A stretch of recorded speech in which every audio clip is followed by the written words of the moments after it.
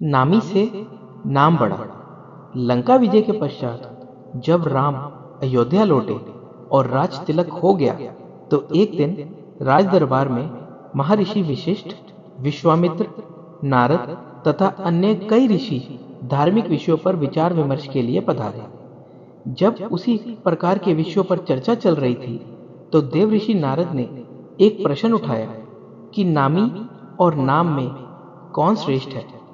ऐसे प्रश्न को सुनकर ऋषियों ने कहा, नारद जी, नामी से तुम्हारा क्या तात्पर्य है, स्पष्ट करो। नारद जी ने कहा, ऋषियों, नाम तथा नामी से तात्पर्य है कि भगवान नाम का जप भजन श्रेष्ठ है या स्वयं भगवान श्रेष्ठ है। नारद जी की बात सुनकर ऋषियों ने हंसकर कहा, अरे नारद, तुमने ये कैसे बच्चों जैसा प्रश्न किया है। निश्चय ही भगवान श्रेष्ठ है, क्योंकि उन्हीं के नाम का तो जप किया जाता है। नारद ने कहा, नहीं, आपकी यह धारणा ठीक नहीं है। मेरे विचार से भगवान से बढ़कर उनका नाम है। भक्त को भगवान के नाम के जप से ही शक्ति मिलती है, क्योंकि नाम के भजन के बिना भगवान कहाँ कृपा करते हैं। पर यह बात सबने आसानी से स्वीकार नहीं की। तो नारद ने कहा, अपने मत की प्रतिष्ठा के लिए मैं इसे उचित समय पर प्रमाणित करूंगा। इसके कुछ देर बाद राज दरबार स्थगित हो गया।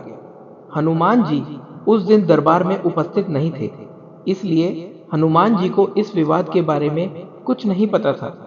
दूसरे दिन दरबार लगने से पहले नारद ने हनुमान जी को बुलाया और कहा, हनुमान, राज दरबार में जाने पर तुम श्री राम तथा उपस्थित ऋषियों को विनय पूर्वक प्रणाम करना, पर विश्वामित्र को प्रणाम मत करना। वे भले ही ऋषि का चोला धारण किए हैं, पर वे ब्राह्मण नहीं हैं। क्षत्रियों की पूजा ब्राह्मणों जैसी नहीं होती। हनुमान ने सोचा, नारद देवताओं के ऋषि हैं, ठीक ही कह रहे होंगे, उनकी बात अवश्य माननी चाहिए। उन्होंने कहा, ठीक है देव ऋषि, मैं ऐसा ही करूंगा। दरबार में भगवान श्री राम सिंहासन पर बैठे थे। मंत्री तथा ऋषि आदि भी अपने अपने आसन पर विराजमान थे। थोड़ी ही देर में हनुमान जी आए। भगवान श्री राम के चरणों में प्रणाम किया, फिर ऋषियों का चरण स्पर्श कर प्रणाम किया।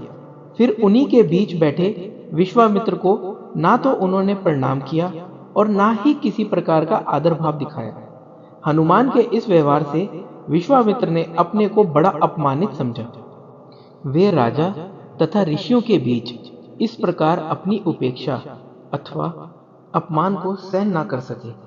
तत्काल ही क्रोध में उठ खड़े हुए और श्री राम से बोले, श्री राम, तुमने अपने इस मुंह लगे सेवक की धृष्टता देखी।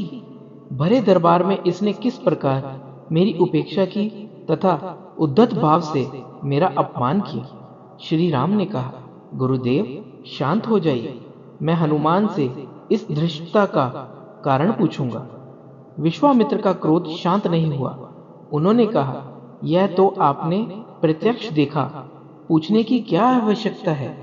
अस्त्र शस्त्र के क्षेत्र में मैं तुम्हारा गुरु रहा हूं, यह गुरु आज्ञा है, इसे दंड दीजिए। नारद ने भी विश्वामित्र जी की हाँ में हाँ मिलाई तथा कहा, भगवान विश्वामित्र ठीक कहते हैं, हनुमान ने इनका प्रत्यक्ष अपमान किया है। आपके उद्दंड सेवक को दंड मिलना चाहिए। नारद की बात सुनकर हनुमान असमंजस में पड़ गए।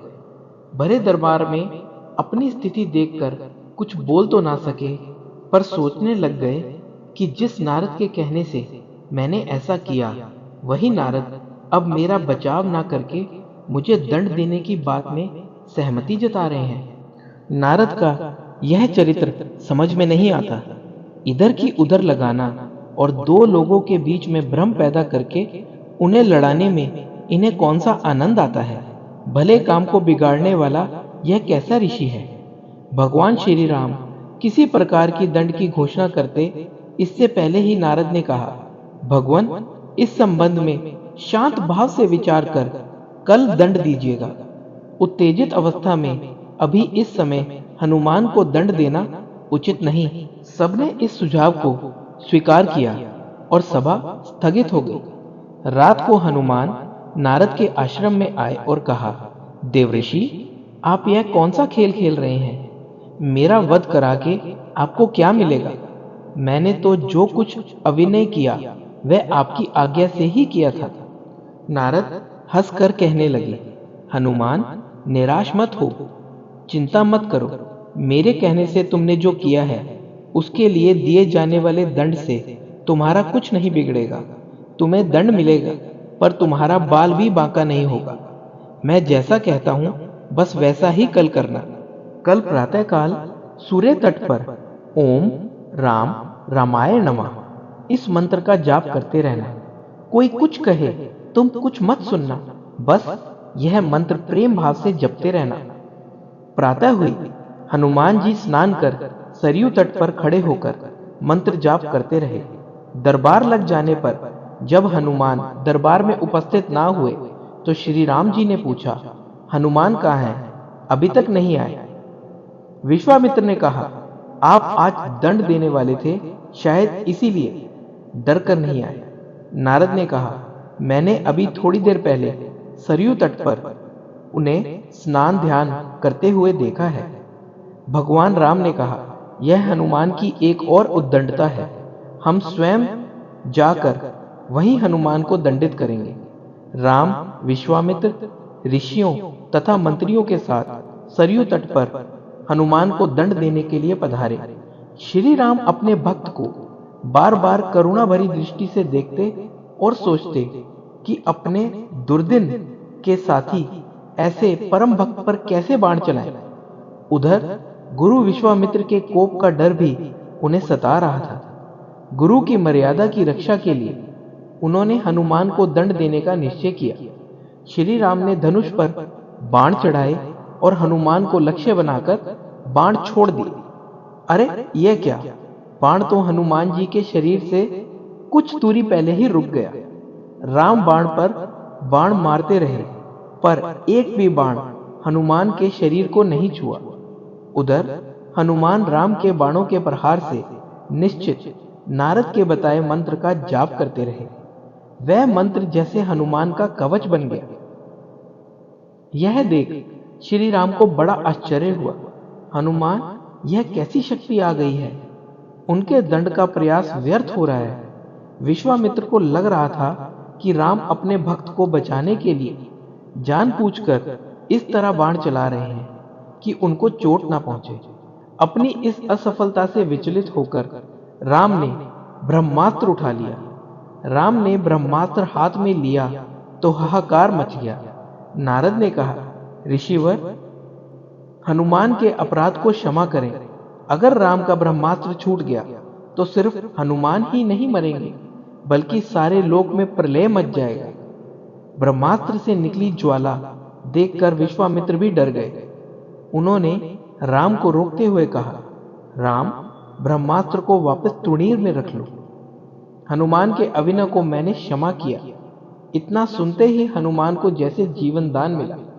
राम को धर्म संकट से मुक्ति मिली। सब लोग प्रसन्न हुए। हनुमान ने आकर विश्वामित्र से क्षमा मांगी और नारद जी की ओर देखा। नारद ने हंसकर कहा, प्रभु, इसका कारण मैं ही हूं। मैंने कहा था ना, भगवान से बढ़कर भगवान का नाम जपना श्रेष्ठ है। उसे प्रत्यक्ष सिद्ध कर दिया। हनुमान ने इष्ट देव भगवान राम के नाम के बीज मंत्र से भगवान की शक्ति क्षीण कर दी। जिस प्रभु के नाम का जप होता है वह प्रभु अपने नाम जाप की शक्ति के आगे शक्तिहीन हो जाते हैं। इसलिए कहता हूं कि नामी से बड़ा नाम होता है। यह कहकर नारद देवलोक को चले गए। तो दोस्तों, अगर आपको यह कहानी पसंद आई हो तो प्लीज इसे लाइक कीजिएगा और मेरे चैनल को सब्सक्राइब कीजिएगा। धन्यवाद।